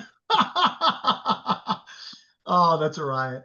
Well, I mean, his event, of course, we're going to go and support that. But that doesn't mean we can't do both. And Chief McGrath, if you're still on and not sleeping at this point, I can't believe all these other police departments are bringing their SWAT teams and equipment, and you're showing up. All right. We're already way ahead of you. I've got the UTV polished, ready to go, the mountain bikes, and I'll be, if there's a camera there, I'll be there. So, whatever we need. Okay, thank you, Chief. This sounds great. Obviously, open up to the board for any additional questions, starting with Selectwoman Rouse. Rebecca, I'm just curious, where are you advertising the event? So the advertisement is going up online. So it's benefiting Cam's Jam, which he's a local Northbridge kid. So that's why we're getting a lot of the police and fire department. They're aware of this kid and they love him. So just word of mouth right now, and some yard signs. So, but nothing in on Facebook. So, but. Okay, great. Thank you. Selectman Anderson, Yeah, no further questions, Mr. Chair. Selectman Harrington. So I have been to the event a couple of times. Isn't it co-sponsored with the Bay State Truck Club? They haven't reached out to us this year, so because we took over this year, and there's different people running it. So this is my first year running it. I have not heard from them yet, but I'd love for them to reach out to us. So. Okay. So like I said, I have been. There's typically, Chris, there's easily a couple hundred, if not more, tractors, dump trucks, 10-wheelers. It's quite a show, and the people that own them are very proud of their trucks. It's a good event, and it's something that is supported. There's quite a few truck clubs around, and it's a good event. Thank you. Sounds like a great event. I know my kid would love it. So yeah, sounds great. Thank you, Bill, for that. Selectman Lamoth, anything to add? No, I'm in. Sounds like a great program. All right, me too. So at this time, Chair would entertain a motion to approve the special event permit application for the Big Apple Farm located at 155 Arnold Street for the Big Apple Truck Show on Sunday, October 26, 2025 from 8 a.m. to 3 p.m. pending good standing with all the departments of inspection, fire, police, and Board of Health. So moved. Motion made by Selectman Lamoth, second by Selectman Harrington. Any further discussion? Being none, we'll do a roll call vote. Selectwoman Rouse? Yes. Selectman Anderson? Anderson's a yes. Selectman Harrington? Harrington, yes. Selectman Lamoth? Lamoth, yes. Gallo, yes. Motion carries 5-0. Congratulations. We look forward to working with you. Successful events. Keep in touch with us, and we wish the Big Apple continued success. Thank you. Thank you very Appreciate much. all your time. Good to see you. Okay, let's go to tab number 8. I know Selectman Lamoth is very excited about this one. So this is a vote to approve the issuance of the 1.715 million general obligation and municipal purpose loan of the 2025 bond dated September 25th, 2025, and to execute any closing documents. I'm going to have Mike King just walk us through a quick summary of what we're doing here, just in case anyone has any questions. Thank you, Mr. Chair.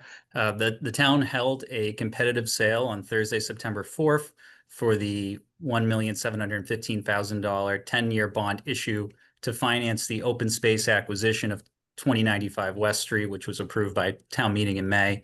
The town received 5 bids on the bonds, and Brownstone Investment Group LLC was the winning bidder with an average interest rate of 2.746%. Prior to the sale, Standard & Poor's Global Ratings, a municipal credit rating agency, assigned a rating of AA+ with positive outlook to the bonds. The rating agency cited the town's 5th consecutive year of operating surplus in fiscal 2025, the growth of reserves, and ongoing efforts to enhance the financial management practices of the community as positive credit factors. What is before the board tonight is a vote to approve the bond sale. The entire vote does not have to be read, but must be included in the board's minutes, which is provided as part of the packet as a reference document. And I will note that upon the approval of the vote, there are several pages of documents that need to be signed by a majority of the board. And please note that wet signatures are required and that one of the signers must be Selectman Harrington in his role as clerk of the board. Thank you. Well, there you go. There's 2 signers right there. I mean, Roy Lamoth literally ran down to town hall today to sign. He was so excited. Billy, being the clerk, you have to sign. And, one of us other ones, Selectman Anderson, will make our way over to town hall. I'll be there tomorrow. See that teamwork. So does anyone have any questions for Mr. King about this item before I make the motion? Seeing none, I'm going to go ahead and make the motion to approve all the votes as written in the form of the document that was prepared by bond counsel and provided to the board for this 1.715 million general obligation municipal purpose loan of 2025 bonds dated September 25th, 2025 to be issued to Brownstone Investment Group LLC.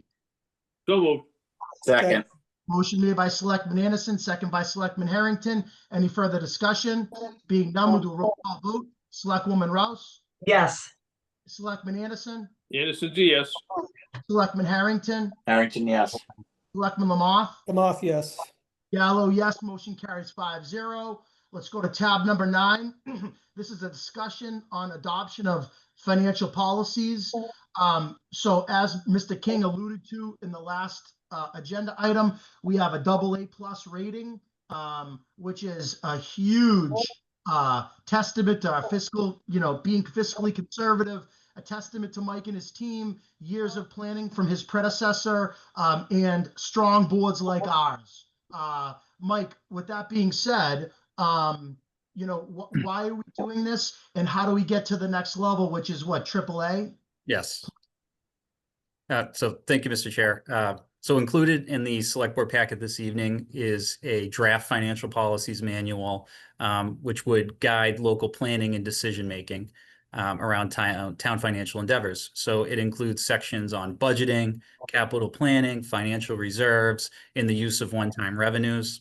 These draft financial policies were developed with the assistance of the Massachusetts Department of Revenue's Division of Local Services in order to reflect governmental finance best practices. Additionally, these draft policies were reviewed by bond rating agency Standard & Poor's, who commented favorably on their form. Standard & Poor's has identified the adoption of these proposed financial policies as being a determining factor in whether the town's bond rating could increase in the future from AA+ to AAA, which is the highest achievable rating. Lastly, the adoption of these financial policies is a select board goal for FY26. Thank you, Mr. Chair. Thank you, Mr. King. I encourage the board members to look through this document as needed, follow up with Mike King directly with any questions you might have. There's no vote needed tonight, correct, Mike? This is just for information purposes. This is just to present to the board these policies so they have an opportunity to look at them and review them, and we can have some follow-up conversations prior to a future vote of the board. Great. Okay. Any questions for Mike King right now on this? Through you, Mr. Chair, Mike, do you have that published, or is it a book form? So it's a draft PDF. I would be happy to print out a copy for when you come over to sign the bond documents and have that available for you. That'd be great. Thank you. Some light reading for you, Billy. How many pages is that, Mike? 81. Oh my gosh, I don't think I've ever read 81 pages. Just kidding. Don't tell my kids. Okay, moving along here. So this next item, this is something that I have been talking to Kevin Sweet, Mike King, his predecessor, Kevin Sweet, my predecessor, Joe Botash, since I was elected my first year on the select board. I think that, this board has tried to increase involvement in these local boards and commissions, whether they're elected or appointed. We've made it a big point and a goal to increase the civic engagement of our citizens. We're all out in the public frequently, and much of the feedback that I get when I approach people about running for office is that, it's daunting. They don't want to put themselves out. We know there's other groups around town like Wrentham Engagement and other group. Maybe I don't think maybe they're the only one, but there's other groups that do events. And the feedback that I got was all the different events are exhausting. People. Some people thought the events were great. Some people thought they weren't so great. And I got to tell you, I personally took some flack from a lot of residents saying, why doesn't the town step up and take a more leadership role? If you guys are trying to promote civic engagement, why does the town lead by example and host an event? that you can say is a town hosted event. We can get our moderator, and it's not a debate, by the way. We're thinking of a forum type of style. We can have our moderator ask questions specific to the different, offices or the different roles that people are running for, and we create a level playing field. We have Cable 8 come tape it. We include it in the packets. And I've had multiple people reach out to us and ask us why we don't do this. I know that other communities that I'm very familiar with do have a town-sponsored forum or debate style event. I think Mike King mentioned at your past place of employment, they had something like this. So this is not foreign to you either. Is that a fair statement, Mike? Yes, Mr. Chair. In the former community I worked for, being the town of Wrentham, they had a similar event where the town moderator participated in a forum. So we thought, we took it upon ourselves to leaders lead. So we're going to try this out. And this is no disrespect to any of the other groups out there. Candidates can feel free to do all of them if they want and get maximized exposure. But, we're trying to promote that this is a town-sponsored event. We're going to make sure that all the candidates have equal access, equal opportunity, and it's going to be overseen by this, well, not necessarily this board, but our town moderator and our town manager, Mike King. So this is the idea we had. This is something, like I said, I reached out to Joe Botash after I was elected and said, Joe, something's got to change. It was a daunting thing. I felt like, depending on who you get better access in certain things. And I just didn't think it was fair. I've had other candidates reach out to me and say the same thing. So this is our plan. I wanted Michelle and I were talking about this with Mike. I wanted to bring it to the board, try to get some feedback if you thought this is something that, us as a board would support, and just get any feedback and thoughts. So I'll open it up to everybody, starting with Michelle. Do you want to add anything, or? I think you wrapped up the summary perfectly in terms of our discussion. So nothing further from me at this point. Jim Anderson, do you have any thoughts or add anything? Sounds like a good idea. Okay. Count me in. Okay, appreciate that. I'll be Captain Anderson. Chief Captain Anderson. There you go. Thank you, Jim.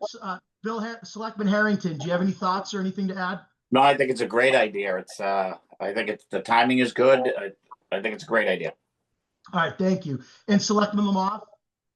I'd love a turning point type environment where we could prove me wrong. Okay, all right, I love it. So I'm taking that to mean you support this idea. I said yes, in a big way.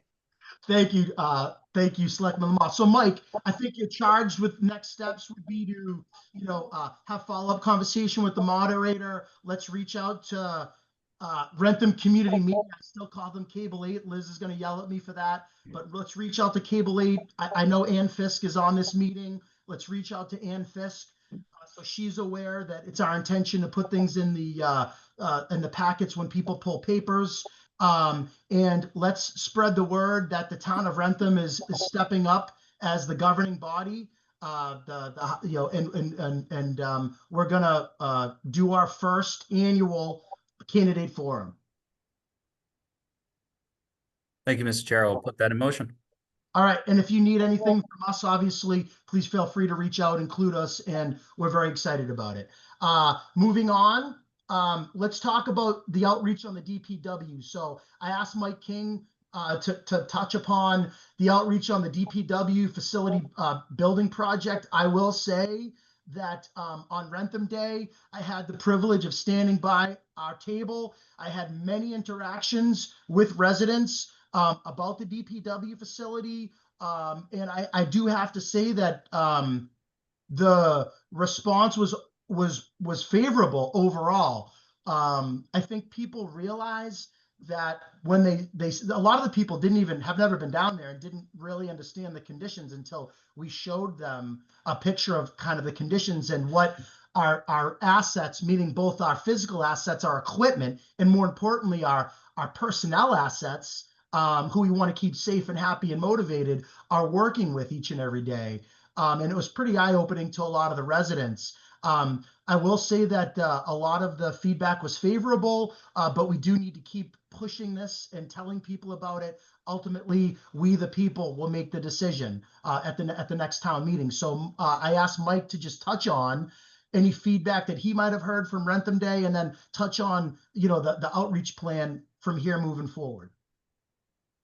Thank you, Mr. Chair. So members of the Public Works Building Committee, the Select Board, and Town Administration were present on Wrentham Day on September 6 to connect with residents regarding the Public Works Facility Project.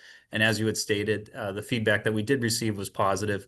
Event attendees were able to view poster boards showing designs of the building, as well as existing conditions, and ask questions. We have quite a few upcoming project outreach dates, which include an information table at the Cable 8 open house this Saturday, September 20th at noon. Informational sessions at the Fisk Library on October 1st at 7 p.m. in the Senior Center on October 15th at 1 p.m. There will also be a facility walkthrough and touch a truck event at the DPW 360 Taunton Street on Saturday, October 4th from 10 a.m. to 2. And additionally, the town recently worked with Cable 8 to develop a walkthrough video of the facility that we plan to post soon on the website. I think you meant to say Wrentham Community Media, Mr. King. I got to get up to date on the rebranding. I'm joking with you. I only said that because I said Cable 8 about 320 times today. And then I keep looking at the Wrentham Community Media Zoom person there. So I'm just joking with you. I made the same error. So Mike, thank you for that update. Please feel free to share these dates with friends and neighbors. It's just very important. Fisk Library, October 1st, Senior Center, October 15th, and then the walkthrough and the touch of truck Saturday, October 4th, 10 to 2.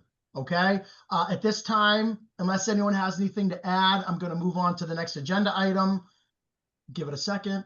No. Let's go on to old business, which is an update on the MBTA communities. I'll hand it back to Town Manager King.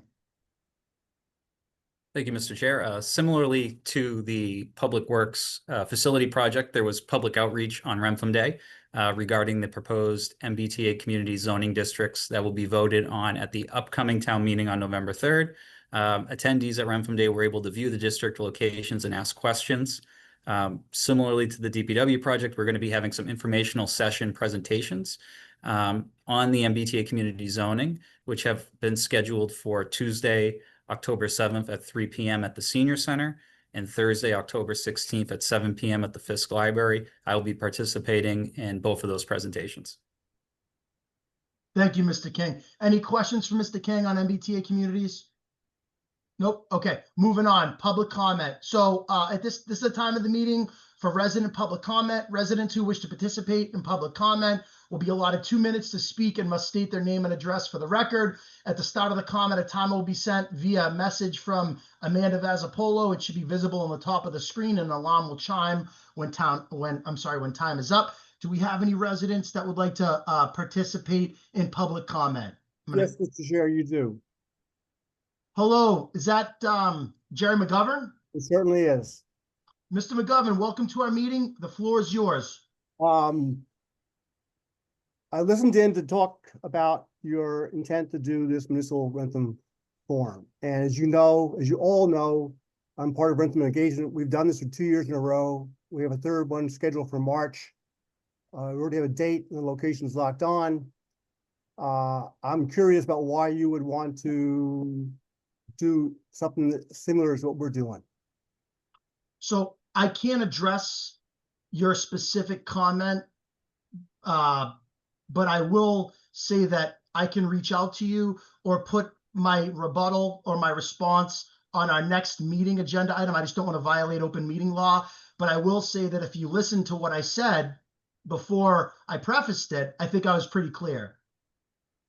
I don't think you were very clear. You said that you've heard complaints that there's too many things going on, and then you want to add another thing. I would tell you that what we've done the last few years has been very well received. We do a survey after each one. We've gotten feedback from the candidates who appeared, who've all said they're very good. I would also like to read to you a quote that I received from our town moderator after our last event. But he said it was great that your group has stepped up. I thought the tone and approach was well received by candidates and the public. Great job, long time coming to do something like this, and I personally recognize the work that was done, and Jerry was excellent as a moderator in doing this. I'm beside myself and trying to think of what I want to say about why you're doing this. I think I do know why you're doing this. I think you're trying to crowd us out. And I think that's the wrong thing to do. I think we've done great inroads the last couple of years.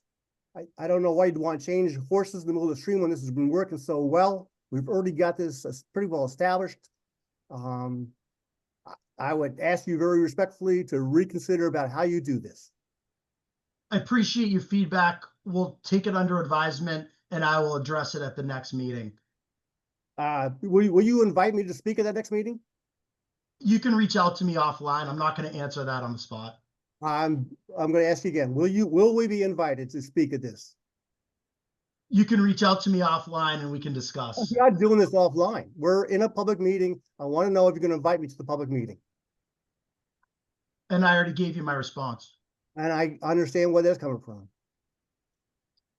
I respect your constitutional right of free speech and your opinion. It's not about a constitutional right of free speech. This is about whether you're willing to be upfront about why you're doing this. I have addressed, again, Mike, I don't want to violate open meetings, so I guess I'm going to be silent and wait for the chat to expire. I guess I know how that'll go. Mike, you know I'd love to respond. I just don't want to get us in trouble. How do you get yourself in trouble by giving me an honest answer about whether we'll be invited or not? Mike King can explain to you that during a public forum, Mr. McGovern, I'm not allowed to have direct debate or conversation because it does. Mike, it's just a simple question. Mike, will you explain to Mr. McGovern, who doesn't want to let me talk, I guess, explain to him why I can't engage in an item that's not on an agenda?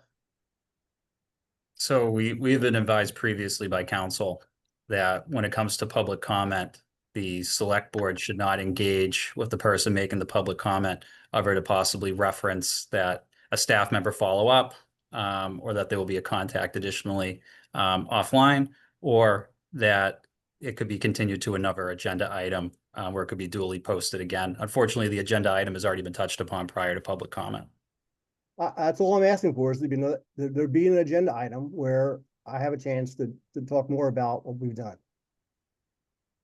If you can't answer that, that's fine now. I look forward to hearing back from someone soon. Sounds good. Is there anything else, or do we have any other members of the public that would like to speak? Is that the 2-minute? And yeah, that is the warning. Yeah. Thank you. And we'll be, Mike King, I'm not going to violate open meeting, but we are going to be touching upon that. I want to address a few of those comments that I think are absolutely ridiculous. But that's great. We'll be talking offline. Feel free to reach out to me anytime, Mr. McGovern. I have no issue having a conversation with you. And we'll move on now at this time, Mike. We're going to move on to the town manager report. Thank you, Mr. Chair. So a few updates for the board. I'll start with free cash. So I'm pleased to share that Wrentham's free cash was certified last week in the amount of $5,386,521. This amount exceeds the previous year's free cash certification by $321,000. Strong local receipts led to this free cash figure, with investment income and motor vehicle excise taxes being major revenue drivers. Another update is on the reestablishment of inactive committees. The Elderly and Disabled Tax Aid Committee and the Commission on Disability are both planning to meet next week. These committees are being reactivated with new membership and will be voting on officers and discussing ways to move forward in fulfilling their respective charges. Reactivating the Elderly and Disabled Tax Aid Committee in particular is an FY26 select board goal. Next week, I will be attending a presentation of the Norfolk County Retirement System's recent actuarial valuation. At that time, an analysis of the county retirement system funding schedule will be reviewed and discussed. Currently, the pension system is scheduled to be fully funded in 2029, fast approaching. I plan on having an update for the board at the next select board meeting. Additionally, I received word just before this meeting that the applicant for the downtown project at 55 Kendrick Street, who was supposed to be presenting at tomorrow night's planning board meeting, has requested a continuance to the planning board's next meeting on October. I know that there was a lot of interest in that planning board meeting in this project in particular. So I just want to make people aware that they will not be presenting tomorrow evening. Like to discuss quickly just that the community baby shower was held on September 8th. It was a successful event where 30 car seats were made available to attendees, and Police Officer McAllister was on hand to perform car seat installation inspections. Positive feedback has been received for the event, and thank you to the public health nurses for organizing. And lastly, the latest edition of In Town News was published last week and is available to view on the town website. We hope that residents have an opportunity to read it and learn more about what is going on in the community. Thank you, Mr. Chair. Mr. King, thank you. All great events, all great things, lots of great things happening in our wonderful town of Wrentham. That's it. If there's not any further discussion, I think I'm going to hand the meeting over to our esteemed colleague, Selectman Anderson, Chief Captain Selectman Anderson.